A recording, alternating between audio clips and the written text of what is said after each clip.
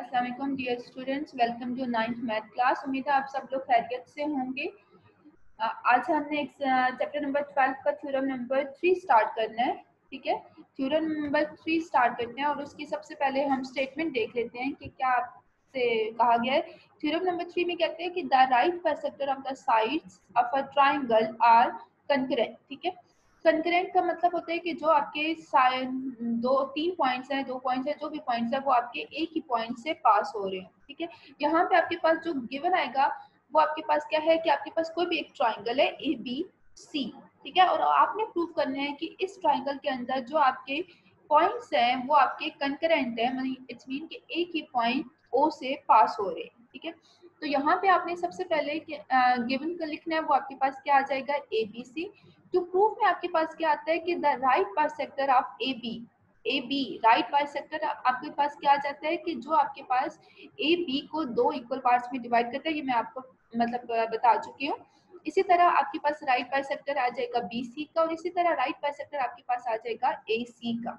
ठीक है, अब आपने क्या करना है कि जो आपके पास एक तो ट्राइंगल आप ड्रॉ कर लोगे ए बी सी। अब आपने क्या करना है कि जो आपके पास बी सी की लेंथ होगी जितनी भी, आपने उसका मिड लेना है। हम सपोज करते हैं कि बी सी की लेंथ आपके पास 4 है, तो इसका मिड आपके पास 2 आ जाएगा।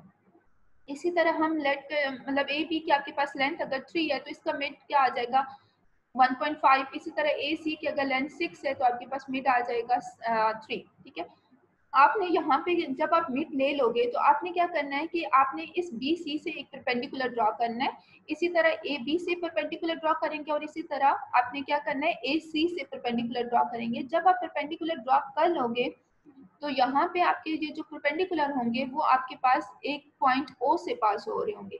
सही, तो ये आपने ड्रॉ करने के बाद आपके पास क्या आ जाता है, कंस्ट्रक्शन में आपके पास क्या लिखा हुआ है कि draw the right bisector of A B. आपने ए बी का राइट बाइसेक्टर ड्रॉ किया, बी सी का भी राइट बाइसेक्टर ड्रॉ किया। ठीक है, जो उसको इक्वल पार्ट्स में डिवाइड कर रहा था, which meet each other at point O. ठीक है, जो कि उसको किस पॉइंट पे ओ पे कट कर रहा था या मिल रहा था। अब आगे कंस्ट्रक्शन में आपने क्या किया, join O to A B and C. जब आपका पॉइंट ओ आ गया तो आपने उस ओ पॉइंट को ए से भी ज्वाइन किया, बी से भी ज्वाइन किया और सी से भी ज्वाइन किया। तो ये जो डॉटेड लाइंस हैं वो आपकी कंस्ट्रक्शन के पॉइंट्स को शो कर रही हैं। अब देखते हैं हम प्रूफ स्टेटमेंट एंड रीजन। तो स्टेटमेंट का सबसे पहला पॉइंट जो है वो आपके पास क्या लिखा हुआ है, इन ओ ए कंकरेंट है ओ बी। अब आप देखो कि आपके पास यहाँ पे अगर हम इसकी बात करें ओ ए, ठीक है, कंकरेंट किसके आ रहा है, ओ बी के। मतलब इस ए बी का जो आपने जो परपेंडिकुलर ड्रॉ किया फिर आपने उसको मैच किया, तो जहाँ पे सबसे पहला पॉइंट आपकी जो इक्वेशन बनेगी वो आपका ओ जो है वो आपका ए से भी जो ओ का ए तक डिस्टेंस है वो आपके पास किसके इक्वल आएगा, ओ से बी तक। सेकेंड इक्वेशन में आपसे क्या कह रहे हैं कि आपकी अगर आप बुक पे देखें तो सेकेंड पॉइंट पे कहते हैं कि ओ बी जो है वो आपके पास क्या है, कंगोरेंट है ओ सी के। ठीक है, तो यहाँ पे अगर आप अपनी डायग्राम में चेक करें तो जो ओ बी है, सही, ओ बी आपके पास किसके इक्वल आ रहा है, ओ सी के, क्योंकि ये आपने राइट बाइसेक्टर ड्रॉ किया था ना, इक्वल पार्ट्स में डिवाइड किया, तो इसका जो मिड पॉइंट है वो भी आपका सेम होगा। और थर्ड इक्वेशन में आपसे कह रहे हैं कि जो ओ से ए तक डिस्टेंस है वो आपका किसके इक्वल है, ओ से सी तक। इस थ्योरम में आपकी तीन इक्वेशंस बन रही है। फर्स्ट इक्वेशन आपके पास क्या थी, ओ से ए मतलब ओ ए कंकरेंट ओ बी के। सेकेंड इक्वेशन में आपसे कहा गया कि ओ बी कंकरेंट है ओ सी के। और थर्ड इक्वेशन में आपसे कहा गया कि ओ ए कंकरेंट है ओ सी के। ठीक है, ये तीन इक्वेशंस आपकी बन चुकी है। अब इसके सामने यहाँ पे नेक्स्ट लाइन पे आपसे क्या कहा गया है कि point O is on the right bisector of C A. ठीक है, कि पॉइंट ओ जो है वो आपका राइट बाइसेक्टर है सी ए का। ये आपकी इक्वेशन नंबर 4 बन गई है। But point O is on the right bisector of A B and B सी।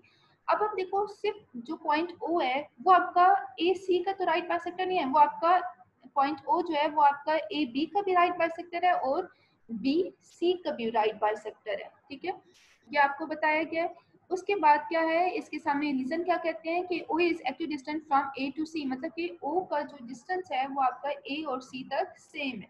ठीक है, और यहाँ पे नेक्स्ट आपके रीजन यहाँ पे कंस्ट्रक्शन में कहा गया उसके बाद यहाँ पे लास्ट पे कहते हैं कि hence the right bisector of the three sides of a triangle are concurrent to O, कि आपके पास जो ट्राइंगल की तीनों साइड्स हैं, जब आप उन तीनों साइड्स का राइट बाइसेक्टर लेते हो, ठीक है, उनको इक्वल पार्ट्स में डिवाइड करते हो, तो जो आपका उसके बाद जो पॉइंट ओ आता है, ठीक है, वो आपका कंकरेंट है। मतलब उसके जो भी आप परपेंडिकुलर ड्रा करते हो या जो भी पॉइंट्स ड्रा करते हो वो एक पॉइंट में से ही गुजर रहे हैं, ठीक है। ऐसा नहीं है कि हम इस ट्राइंगल में कोई और एक ओ ले लेते हैं और इसके अलावा कोई और पॉइंट ले लेते हैं, ऐसा नहीं है। तीनों पॉइंट्स जो हैं वो आपके एक पॉइंट ओ में से गुजर रहे हैं, तो इसका मतलब है कि आपके पास ये कंकरेंट है।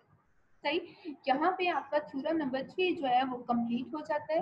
अब बिल्कुल इसी तरह आपने क्या करना है, थ्योरम नंबर 6 आप अपनी बुक्स पे खोलें, ठीक है। थ्योरम नंबर 6 अभी फिलहाल हम करते हैं। थ्योरम नंबर 6 और थ्योरम नंबर जो आपका 3 है वो दोनों सेम है, ठीक है, तो इसलिए मैं अभी आपको 3 के साथ 6 का करवा रही हूँ।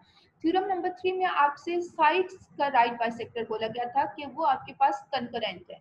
थ्योरम नंबर 6 में एंगल्स का कहा गया है कि एंगल्स आप जब लेते हो, ठीक है, एंगल बाइसेक्टर लेते हो तो वो आपके कंकरेंट है। सही, तो सबसे पहले हम इसकी स्टेटमेंट पर देखते हैं कि क्या है।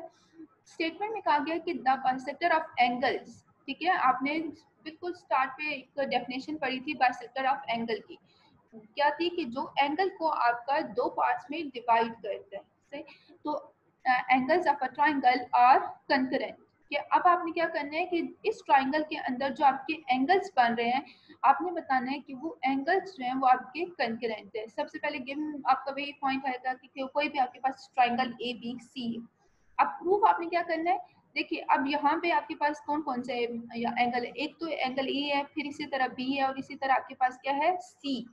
अब इन तीन जो आपके ये एंगल्स हैं यहाँ पे, जब आप यहाँ पे देखो बी पॉइंट में, तो बी पॉइंट से आपने क्या किया है, इस बी पे कोई भी आपके पास एक एंगल था, ठीक है, इस एंगल को आपने जब डिवाइड किया टू इक्वल पार्ट्स में तो आपने इसको डॉटेड लाइन से शो किया, ठीक है।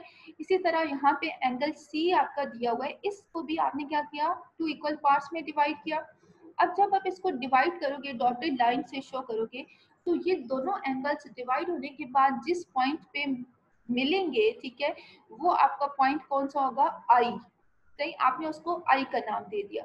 यहाँ तक आई का नाम देने के बाद आपने क्या किया, ये अभी इनका मिड पॉइंट आ गया। अब आपने इस मिड पॉइंट से परपेंडिकुलर ड्रॉ किया। पहले परपेंडिकुलर आपने क्या ड्रॉ किया, इस पॉइंट आई से एक डी ड्रॉ किया जो कि बी सी पे परपेंडिकुलर